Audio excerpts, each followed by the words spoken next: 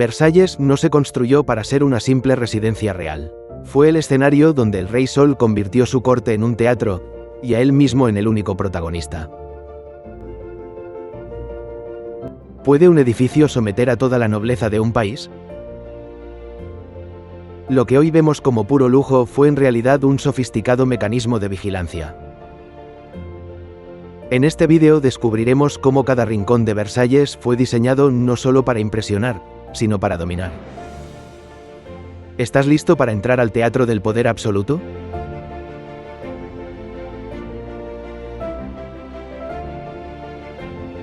Versalles impresiona por el oro, el mármol y la simetría, pero su origen es político.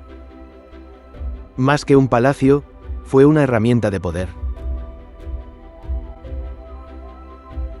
Antes de Versalles, la corte residía en París, principalmente en el Louvre. Allí, siendo apenas un niño, Luis XIV vivió la Fronda, una serie de revueltas en las que el Parlement de París y parte de la alta nobleza desafiaron a la monarquía.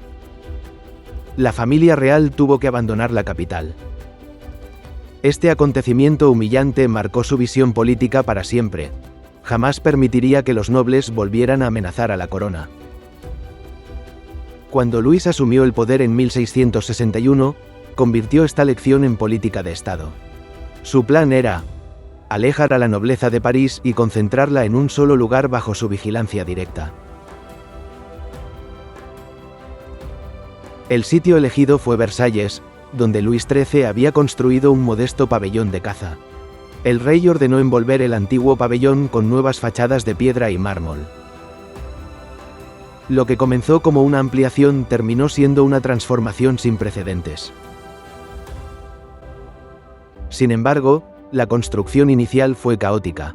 El rey exigía una transformación inmediata para mostrar su grandeza, mientras que su ministro de Finanzas, Colbert, intentaba reducir los gastos.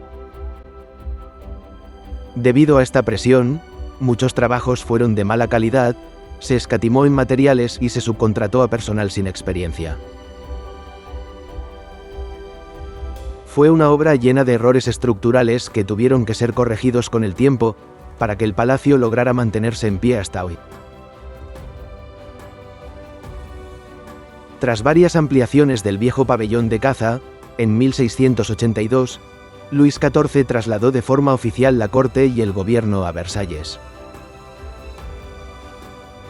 Desde ese momento, los principales nobles de Francia vivieron allí, sometidos al ritmo, la etiqueta y la presencia constante del monarca.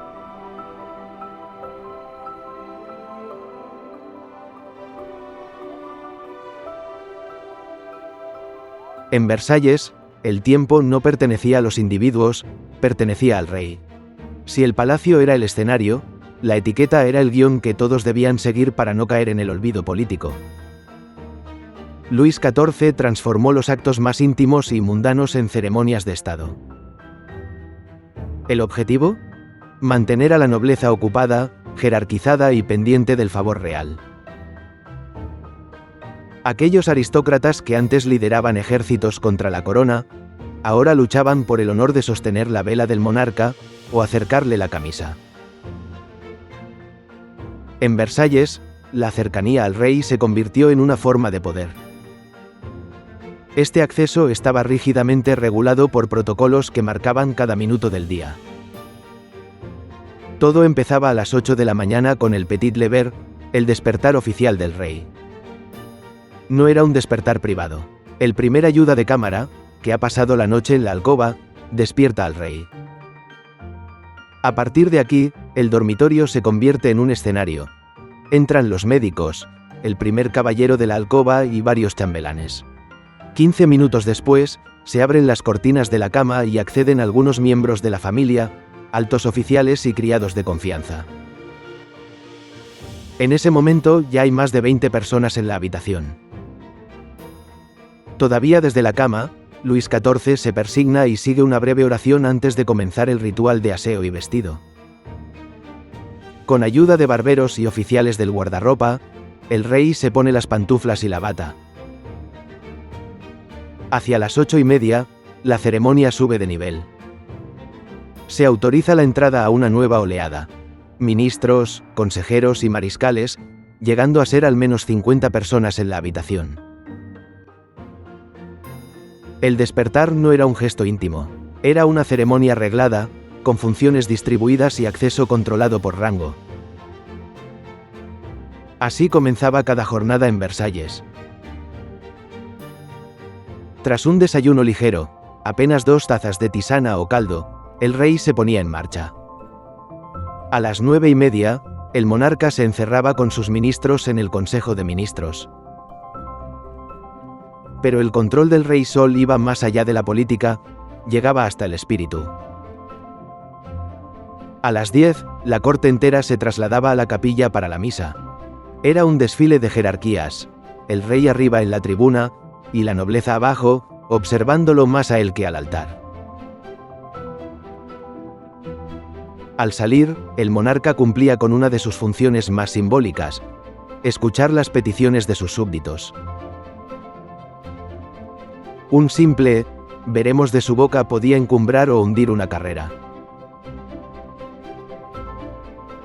El resto de la mañana se dividía en un calendario estricto. Los lunes y miércoles se celebraba el Consejo Superior para los temas de Estado, los sábados se dedicaban a las finanzas. Los viernes estaban reservados a la confesión, un acto que cobró un peso enorme bajo la influencia de Madame de Maintenon. En esos momentos, el rey se rodeaba de jesuitas, y el silencio tras la confesión solo se rompía si el monarca decidía convocar a sus músicos para aliviar la tensión del espíritu. El domingo, sin embargo, era el día crítico. Se debatían los problemas más graves que afrontaba Francia. A las 13 horas llegaba el Petit Couvert.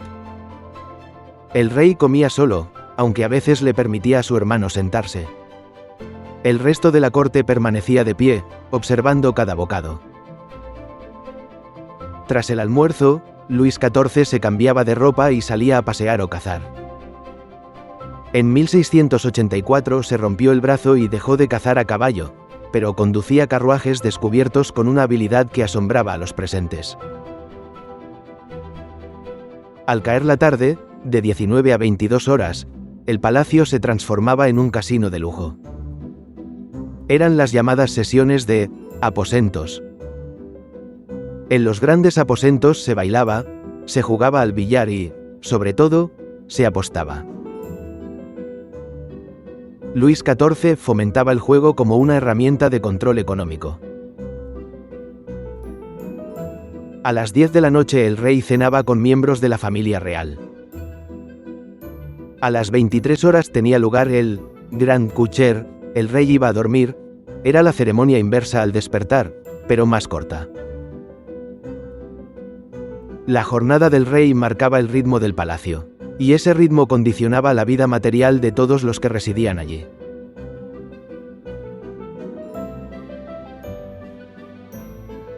Durante el día en la corte de Versalles había cerca de 10.000 personas, de las cuales unos 3.000 eran nobles con derecho de alojamiento. Pero, ¿cómo se sostenía a tanta gente? El rey no pagaba el sustento de los cortesanos. Solo quienes tenían un alto cargo tenían derecho a raciones de pan, vino, carne y velas. El resto debía organizar y pagar su propia alimentación. Algunos disponían de personal y cocinas en sus apartamentos, aunque los espacios eran reducidos y poco prácticos. Quienes ocupaban estancias pequeñas y sin cocina, dependían de la mesa de nobles más ricos, recurrían a proveedores externos o comían en las tabernas del pueblo. Aun con recursos limitados, todos los nobles debían organizar banquetes y exhibir lujo. El coste era altísimo. La etiqueta exigía que los cortesanos vistieran con opulencia. El uso de las sedas de Lyon era obligatorio para apoyar la industria francesa. Un solo traje de corte podía costar lo mismo que el salario de varios años de un artesano cualificado. Si a este gasto le sumamos las deudas de juego, el resultado era una nobleza arruinada. De este modo, al quedarse sin dinero, dependían de las pensiones y gratificaciones económicas que Luis XIV les otorgaba para poder seguir viviendo en la corte.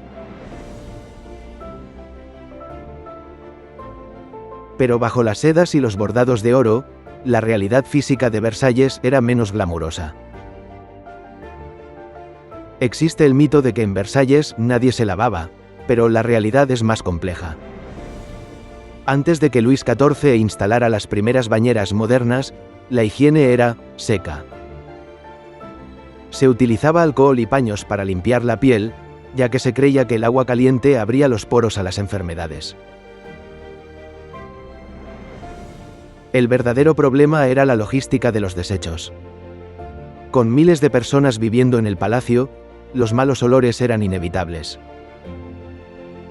Se usaban orinales y retretes portátiles ocultos en muebles de lujo, pero la falta de un sistema de alcantarillado hacía que el ambiente fuera cargado. El perfume no era una coquetería, era una necesidad de supervivencia olfativa.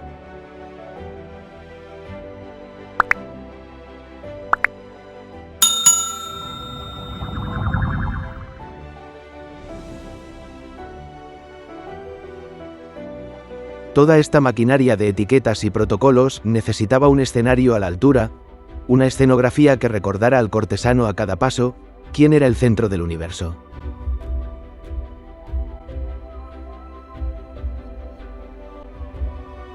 La Galería de los Espejos no solo fue la estancia más lujosa de Versalles, sino también la principal herramienta de propaganda del Rey Sol. Fue diseñada con un objetivo arquitectónico bien definido: reflejar la luz del sol y, por extensión, la figura del monarca. Los 357 espejos situados frente a los ventanales no eran un simple adorno. Su disposición permitía que la imagen del rey se multiplicara infinitamente mientras caminaba por la galería, creando un efecto visual de omnipresencia ante sus súbditos. Desde el punto de vista económico, esta sala supuso un desafío al monopolio de Venecia en la fabricación de espejos. En el siglo XVII, la fabricación de espejos era un secreto industrial muy protegido por los venecianos. Sin embargo, la corona francesa logró captar a maestros venecianos mediante el espionaje industrial para fabricar las piezas en Francia.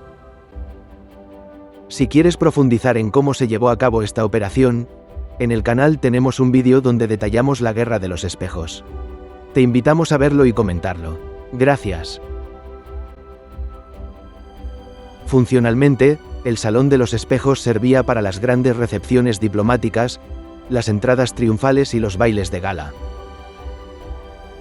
Su importancia como sede de hitos históricos se mantuvo hasta el siglo XX, siendo el lugar donde se firmó el Tratado de Versalles en 1919, que puso fin a la Primera Guerra Mundial.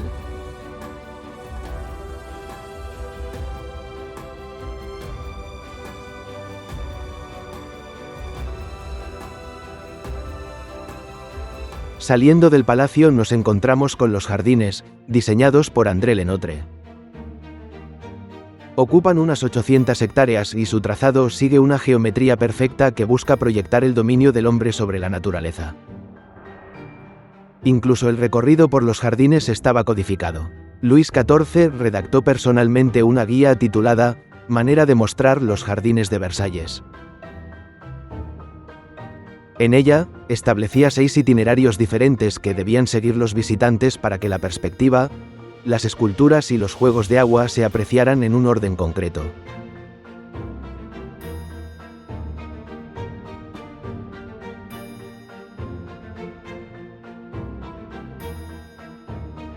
Incluso bajo el sistema de control absoluto de Versalles, la familia real buscó espacios donde la etiqueta fuera menos rígida.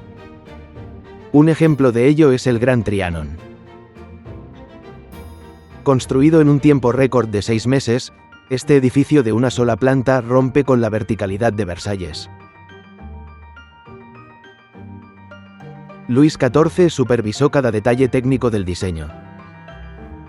Es célebre su enfrentamiento con el arquitecto Mansart por la proporción de una ventana. El rey detectó un error de simetría y obligó a reconstruir la fachada para lograr la simetría perfecta.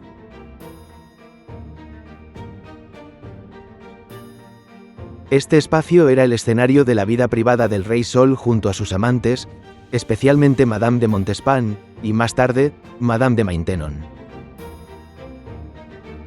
El acceso estaba estrictamente regulado. Nadie podía entrar sin una invitación personal del propio monarca.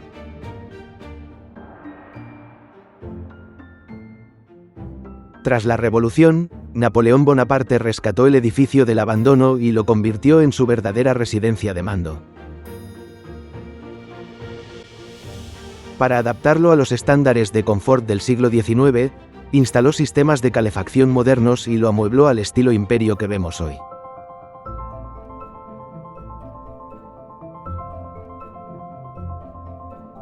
A poca distancia se sitúa el Petit Trianon, cuya construcción fue un encargo de Luis XV para su favorita, Madame de Pompadour, aunque ella murió antes de verlo terminado. Bajo el reinado de Luis XVI, el edificio pasó a manos de María Antonieta, quien lo convirtió en su reino personal. Si quieres profundizar en la figura de María Antonieta, en el canal tenemos un vídeo dedicado exclusivamente a ella. En las inmediaciones del Petit Trianon, María Antonieta ordenó construir una aldea idílica. Aunque suele atribuirse a un capricho de la reina, quien por cierto no escatimó en gastos, en realidad su construcción responde a la influencia del rousseaunismo. Esta corriente filosófica defendía que la virtud y la pureza solo se encontraban en el contacto directo con la vida rural. El lugar tenía una función educativa. Aquí, los niños de la familia real y de la corte podían observar de cerca el ciclo de la agricultura y la cría de animales. En esencia, la aldea era un laboratorio social donde la monarquía experimentaba una vida sencilla sin renunciar al lujo. Aunque las fachadas mostraban grietas y humedades pintadas para simular vejez, sus interiores estaban equipados con muebles de lujo y salas de billar.